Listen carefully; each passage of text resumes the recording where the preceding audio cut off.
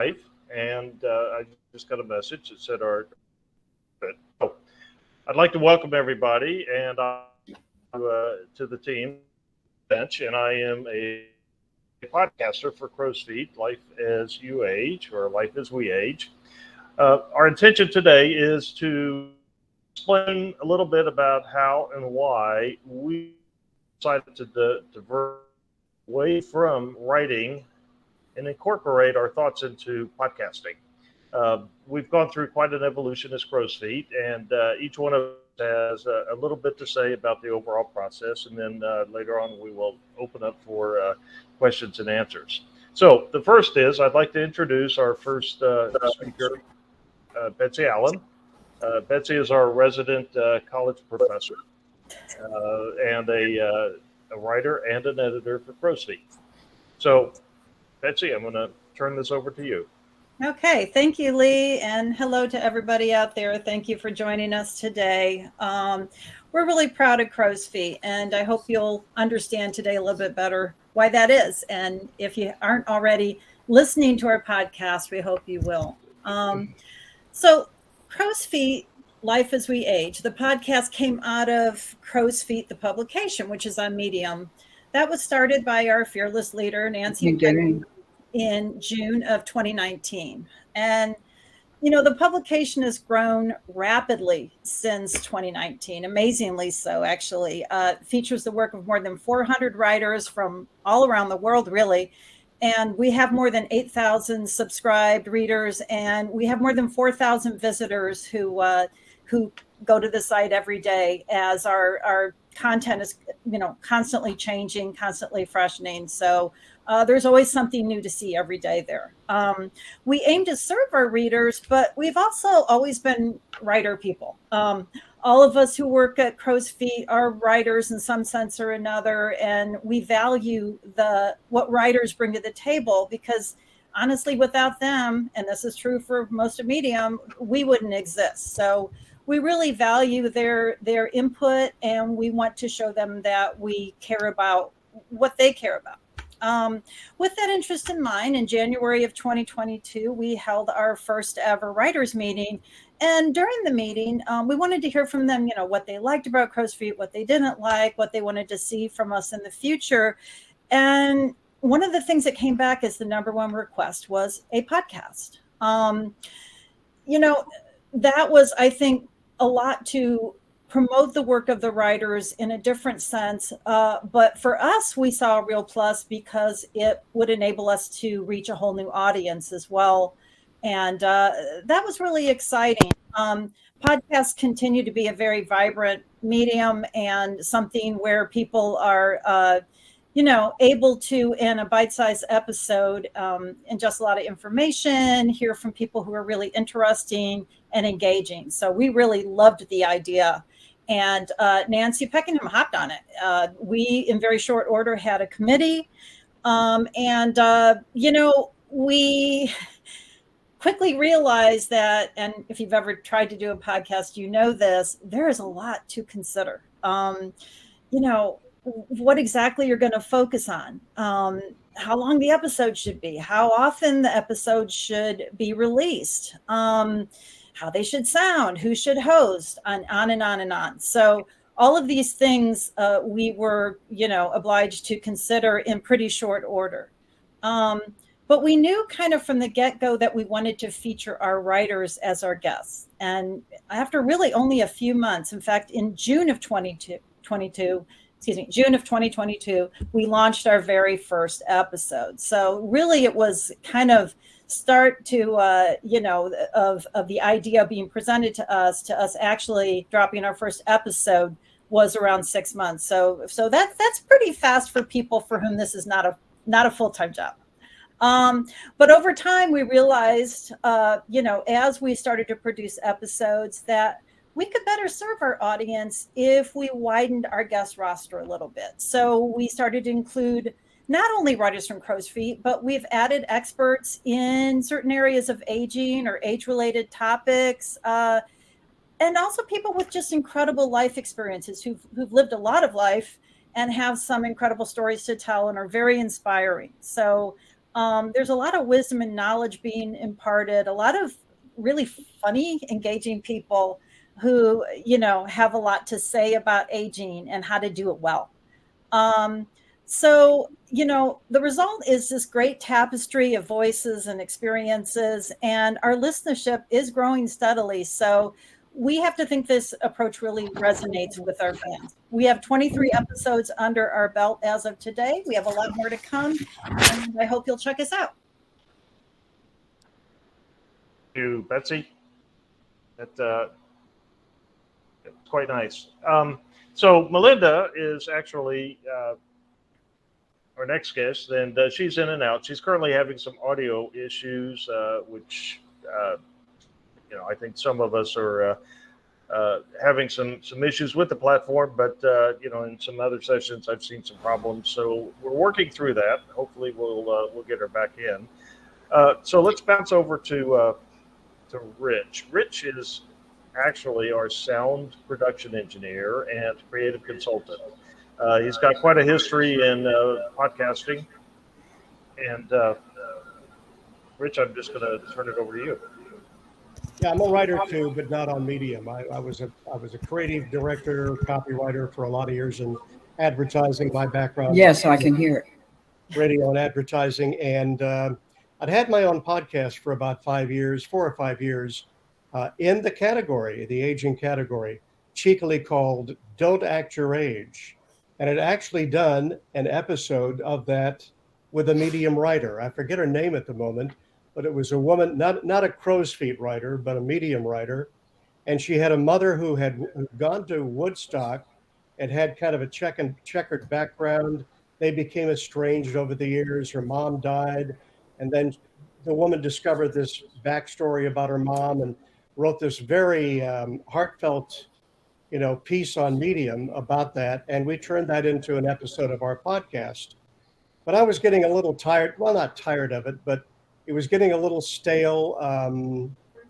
Maybe I was, we weren't finding guests that well. I was losing my, frankly, steam to do the podcast. And just so happened to, since I'm a Medium reader and subscriber, Nancy Peckenham, our glorious leader, put a little sort of like an ad or a, hey, help us in the Crow's Feet newsletter about, is there somebody out there who can help us launch a podcast? So I signed up for it. And how did this group of talented writers become excellent podcasters? Well, the first goal was simply to help them sound the best they possibly could. To me, and I think a lot of people, the gold standard of sound is NPR. And we weren't going to hit that right away, but it's something, at least we were shooting for. So, of course, we didn't want to be another crappy sounding podcast. As you know, there are hundreds, maybe thousands of podcasts out there that sound like that broken speaker in the drive-through line at your local fast food. Now 3 fries and 4 milkshakes. So we didn't want to sound like that because that really, it's kind of grating on the ear. We also wanted to do something that was in keeping with the crow's feet image, which frankly... And there's 71 people there. Hello? You with us, Melinda?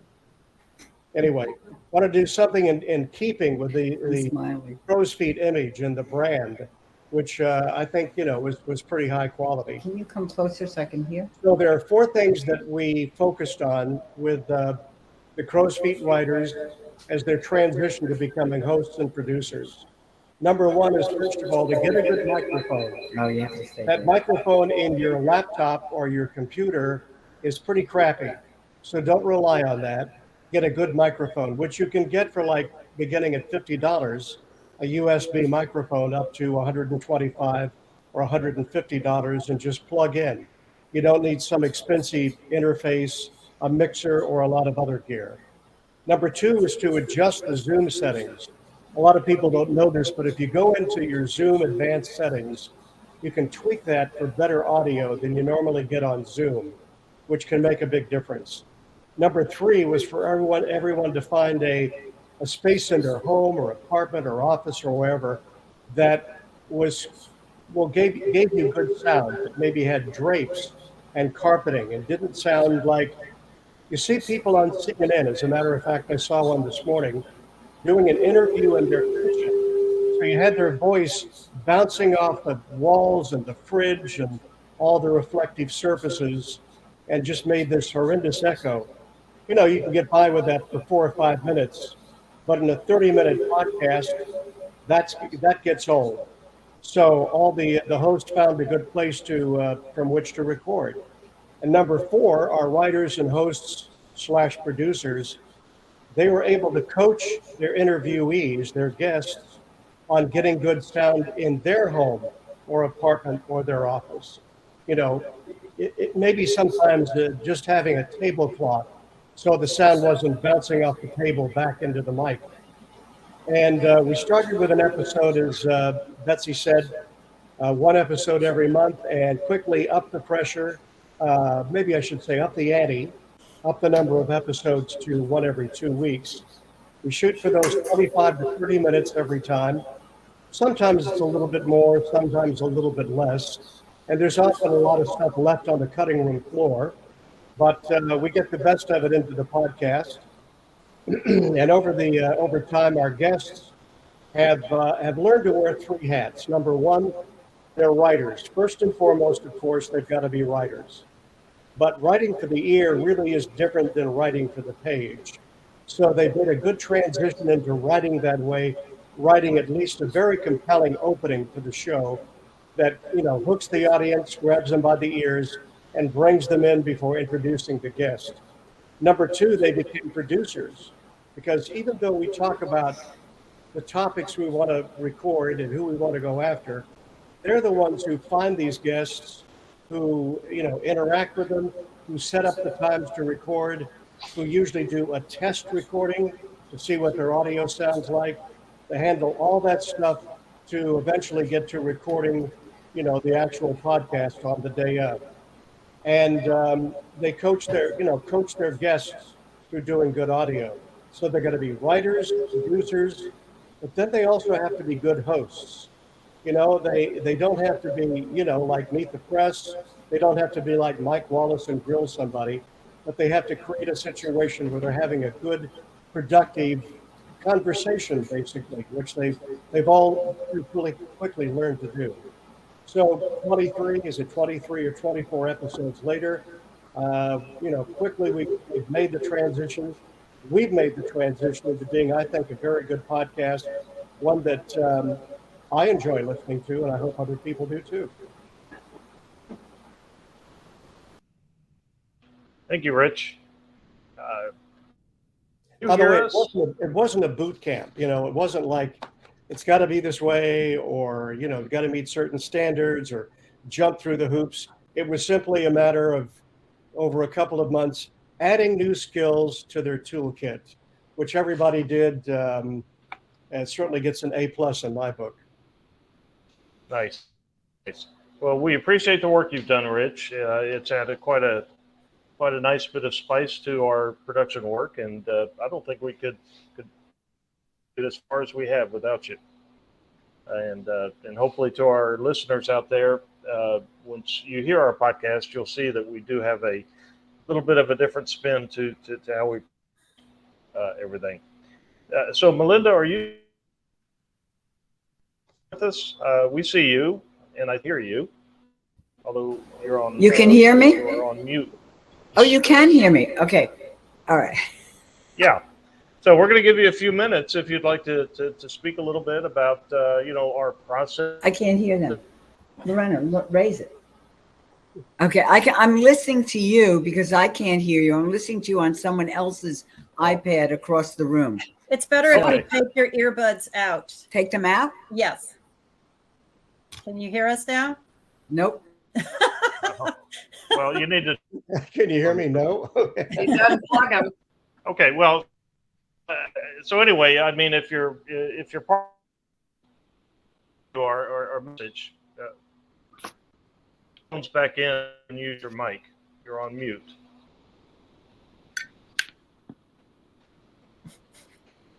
Okay. So Melinda's job of saying things that we can't hear. In the meantime, let's bounce over to Nancy. Nancy is our media consultant, and pretty much in charge of marketing and public relations, helping us tie up loose ends as we continue to move forward as an organization. So, Nancy, I'm going to turn the mic over to you, and Great, thank you. Add a few bits of advice. Yeah, I'll make it real quick because I know we want to get to questions and answers. I'm Nancy Franklin. I'm a retired healthcare marketing and communications executive, which is how I sort of launched myself with Crow's Feet. One of the things that we pride ourselves on at Crow's Feet is the fact that we're building a community. And there's no better way to build a community than having good PR and good connections. So when it came time to podcasting, it was very important, and I'd read this at a lot of the podcast newsletters, that you really need to let everybody know what you're doing. And the best way to do that is to put together both internal and external communications that will help you get the word out. And we certainly had the platforms to do it.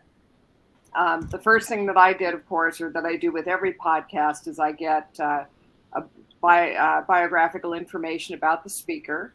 I listen to the rough cuts of the podcast, which Rich sends me, and then I develop a press release that goes out to all of the media associated and affiliated with podcasts and other places. The next thing we do internally is that we also have Facebook accounts, Instagram, and X accounts that are active. And if you haven't already joined our Facebook group, we have a Facebook group that you should join. And we develop posts for Facebook, Instagram, and Twitter to help get the word out about the new podcast, what's upcoming, when it's coming, where you can access it, and a couple of sound bites. We also create from the podcast itself sound bites that we can use so that there's audio as well. So we're using the mixed media. The host writes an article before the podcast, or that's released the day of the podcast, that talks about it. And we also have it posted as a banner on our Medium page. And we also put it in our weekly newsletter. So those are just some of the things to consider when you're putting out a podcast. And we've tried to keep and be consistent with that, as well as to tell all of our Crow's Feet members that they can take these posts and forward them, put them on their Facebook pages, and sort of like a weird pyramid scheme, get the word out to all of our friends and family who follow us on Facebook that here's a podcast they should listen to. So that's it in a nutshell.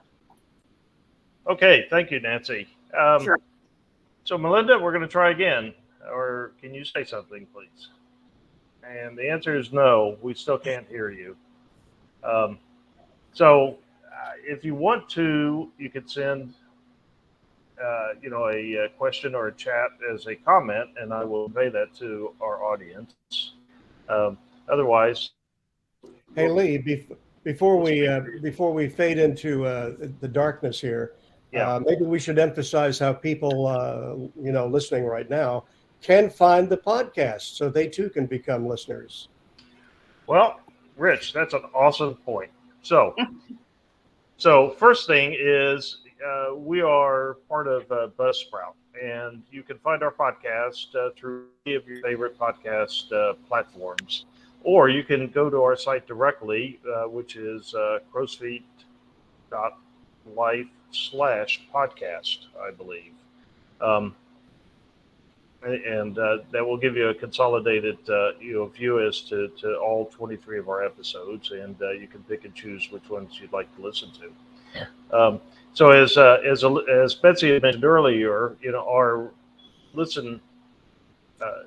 our downloads, I guess you could say, have increased geometrically over time, and that's what kind of caused us to consider, and we have, releasing 2 podcasts now per month, and it's a process that's working, and we're always trying to improve on that. So I do have a couple of questions that have shown up here in the queue. First question is, how do you come up with ideas for podcast? Thank you, Roy. Betsy, Nancy, would you like to take a shot at that? How do we select our guests? Well, we're sort of a network of writers in a community. And as you might suspect, all of us have connections either through our work life, social life, friends and family. And when we hear a story or read something that's of interest to us that we think would fit our readership, we go out and try to get them.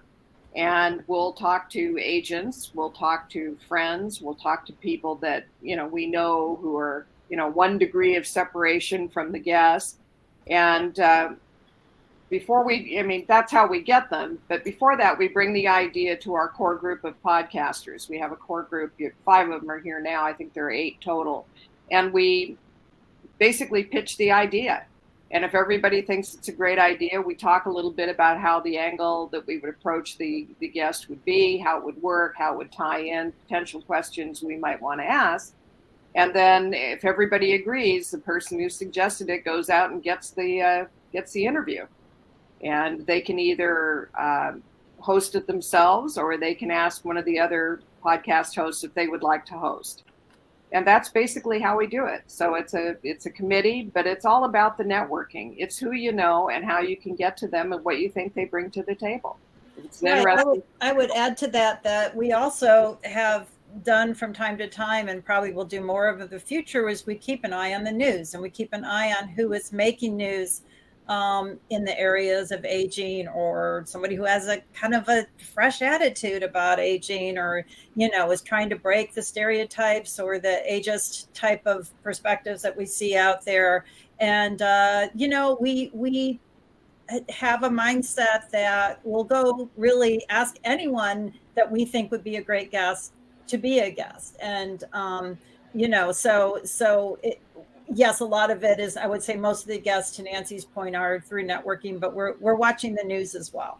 Mm-hmm. And it's timely too, based on things like we have an upcoming Halloween episode we're working on. Lee is working on one for Veterans Day on November 11th. And I think he's going to have multiple guests then.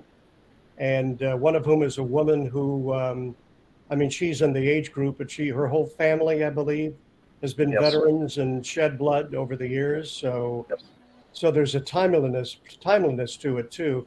And I see us kind of working our way up the chain too, as far as notoriety, guests who have cachet, not just among, the aging community, but a little star power too. We're working on some names that we shouldn't mention, but hopefully we land. I don't want to jinx it. We want to land them. So maybe watch this space for names that as guests on the show.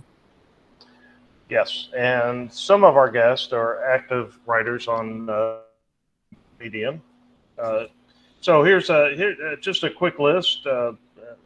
Just recently released a podcast with Barbara Bijou, who is a ritualist, and that podcast is active now. It was just released a few days ago. But we've had Patricia Ross, Sylvia Mackey, Roz Warren, Amy C., Eric Jefferson, Warren Otkin, Judah LeBlanc, Rand Bishop, myself, actually, and our editor-in-chief. And we've also had Melinda Blau as a guest. Now, Melinda is a very interesting individual. She is a New York Times best, and we are really, really glad to have her on the team, even though she's got no voice right now. But if you have any questions, Melinda, she'll be giving a presentation later this afternoon, so she's listed in the agenda. All right, so question here, and that is, how important is it for your guests to be focused on aging? Interesting question. So let me take a second to answer that, and that is that us as an organization, we see aging as just a necessary evil, and we look by the cliche that it just doesn't suck. Now, I know that sounds a little rude, but for us, aging is just a biological time clock, and we all need to stay active, stay interested. We need to be passionate about helping others and working with us at the end of the day, and that's kind of what the whole focus of Crow's Feet is all about.